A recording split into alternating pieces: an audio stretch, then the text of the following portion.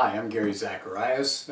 Welcome to English Essentials. This is our third video, and we've been taking a look at ways to create good paragraphs, and then we're going to move to how to create good essays, and we're going to look at sentence level work as well. So we've been looking at topic sentences, and we've been talking about support. We're going to wrap it up in this third video, and we're going to take a look at the big picture, which is all of that as it works in some single paragraphs. So if you have that book, remember you can just email me and I'd be glad to get you a copy, PDF copy of the book. This is what I've used with my English classes out at Palomar College. Just call it English Essentials. So the last thing, I'm on page 6. So the last thing I wanted to do as far as the single paragraph goes, now that we've got a nice topic sentence, now that we've got a good solid body of support, several sentences, many sentences, probably a half a page as you're typing it, maybe even more, so that you've really proved whatever your claim was in your topic sentence. Now let's wrap it up. We've got one sentence that we can use as a wrap-up. So I just said you want to wrap up the idea for the whole paragraph, and I gave you an example. We were talking before about maybe if you had a really bad experience with your car, for instance, and then you tell all the details of what went wrong and the mechanics and what it's going to cost and how it left you on the side of the road and all this stuff. So you might end up with a sentence like this. I'm at number 1 near the top of the page. As far as my car goes, this has been a hard week for me. Do you see how that's almost saying the same thing as your topic sentence? Not quite. You don't want to just duplicate your topic sentence, but you see, you put all the details in the paragraph, and here you're just saying, it's a reminder, right? This is what I was trying to tell you for the whole paragraph. Or look at number 2. It's no wonder that I'd like to get rid of my car after what I experienced this week with it. So again, all the negatives, what the bad news was for your car during the week is now summed up in that last sentence. Or how about number 3? After what I went through this week, I wish I could push my car off a cliff. Same thing, right? It's still talking about the hassles you've had with your car. So these are just possibilities. You can think of a dozen different ways to end an essay, paragraph, so you'll be fine on that. I want to spend more time though looking at some sample paragraphs that are on 6 and 7, and it goes over to 8, page 8. And these are ones that we can look at the whole picture now, the good topic sentence, the support, and then the conclusion that wraps it up.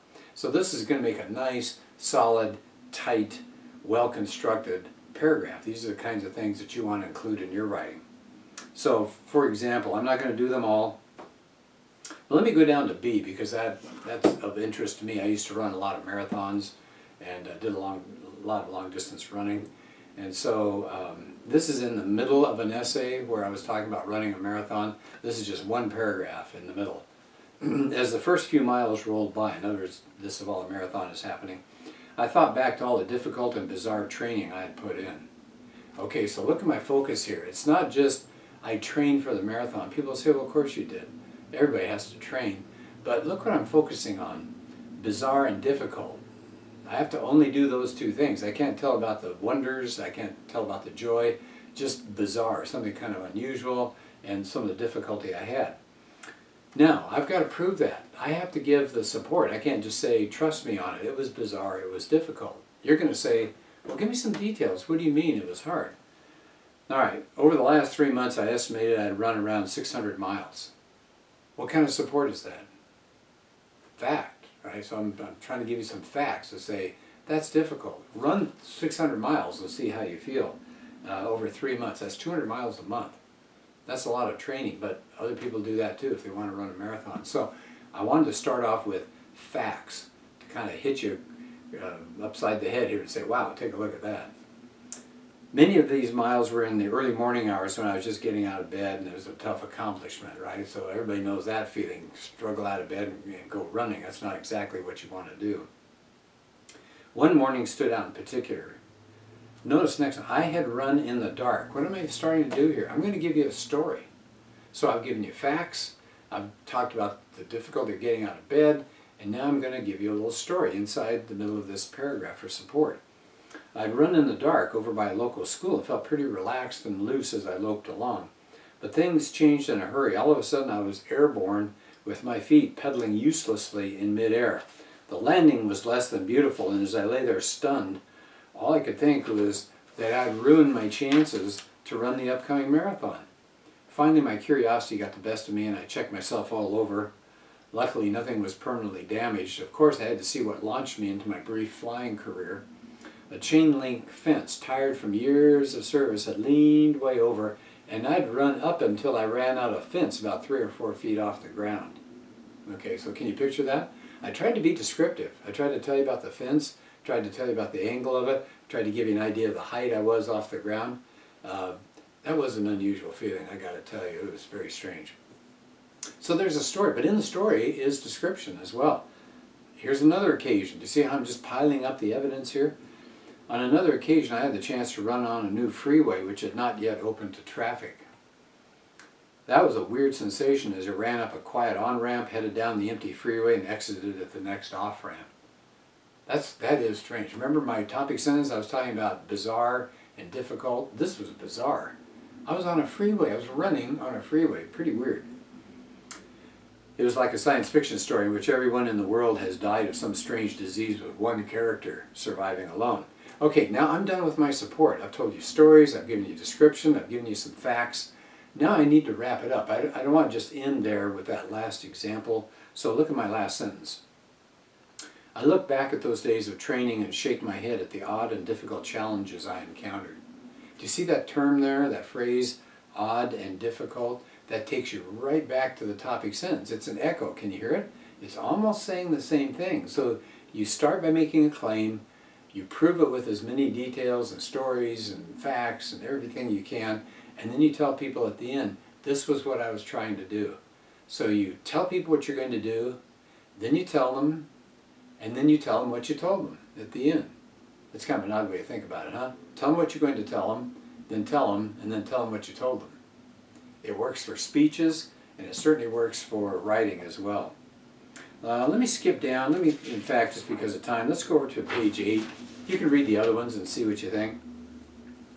But I told you before, I'm a real astronomy fan, so look at paragraph E. This is a longer piece on astronomy. This is just one paragraph because we're just looking at single paragraphs right now. I've been fascinated by astronomy ever since I was a small child for several reasons. What's the key word there? Where's this paragraph going? Yes, the topic is astronomy. What do I want to say about it? I was fascinated. So I've got to tell you things that are fascinating about astronomy. And how many reasons am I going to give you? Just one? No, not according to this topic sentence. It says we're going to look at several. We're going to look at several reasons. So I said for one thing.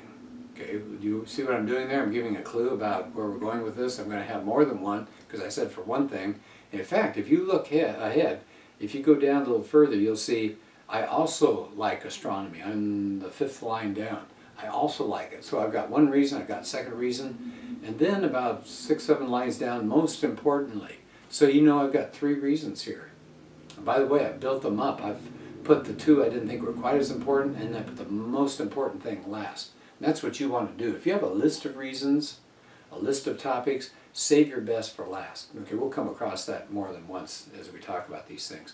So what's the one thing? Let's go back up. For one thing, there's something in the stories, in science fiction stories about space and planets. Well, yeah, duh. Most science fiction stories tell about space. And so that got me interested in space because of my love of science fiction. And I give you an example. What's a story that had to do with the planets and the moon and astronomy? I give you an example. It's a story by Arthur C. Clarke called The Sentinel. Okay, so by the way, The Sentinel is the story that eventually got turned into the movie 2001. So if you ever saw that movie, it was actually based on a short story. So I'm telling you about that. Then I said I also like astronomy. Why? Because I can go outside. And it's a nice, quiet place. So I can go outside. I'm away from annoying phone calls, insurance salespeople, can't hear the TV. The noise is gone. Right? I'm out there and it's a nice feeling to be outside. There's my second reason. More information, more description. And it says most importantly. Okay, so what's my third point? It's a mysterious and beautiful place for awe, and it gives me awe and wonder. Well, now I need to explain that. I can't just say it gives me awe. People are going to say, well, what do you mean? So do you notice for several more sentences I have to explain that? So I give you an example of black holes. Isn't that weird? Black holes are bizarre. The light cannot escape because there's so much gravity, it just sucks the light right back down into it. So I mentioned that. Mars may have once had a lot of water. There's some explorers right now, little robots cruising around up on Mars, and what are they finding? Traces of what looks like riverbeds and lakes. Where'd that water go? What happened to the water? Is it down? Is it underneath? Could eventually you get people there able to use it? I don't know. That'd be interesting. Glowing clouds of gas, planets that have brilliant rings and large storms. You know, there's storms on different planets. Comets that leave wispy trails behind them. Enormous canyons that would swallow up our Grand Canyon on Earth. The place that has that, you might notice sometime if you study astronomy, is Mars. Its canyons are way bigger than our Grand Canyon. If you think that's spectacular, that would be just a side channel on some of the Mars canyons there. The mountains higher than Everest. I said they're all out there for people to see. So I tried to give you a lot of reasons why I liked astronomy, and then I ended up by saying, I'm sure the enjoyment of astronomy will stay with me for my entire life. And notice at the beginning, look back at the topic sentence, I said I've been fascinated ever since I was a small child. So it's been with me my whole life so far, and I expect it to continue. So again, these are the kinds of paragraphs I hope you can write. Make a claim, that's your topic sentence, support it with stories, support it with facts, support it with description, put in statements by other people, examples, whatever you need to, sprinkle it in there thoroughly until you have proved your point. Then you want one final sentence that will be a wrap-up to let people know I'm done, this is what I set out to do. And you've got a beautiful paragraph, so I hope that works for you. Next time we're going to take a look now at essays, right? So we've been looking at creating good single paragraphs, but nobody writes single paragraphs. The paragraphs are going to fit together to create what they call an essay. So this is just the small stuff, right? The individual paragraphs. So starting in our fourth video, we'll take a look at how do you make an essay happen. Essays are beautiful if you can pull them off. So we'll cover that next time. All right, thanks for paying attention here, and I'll see you later.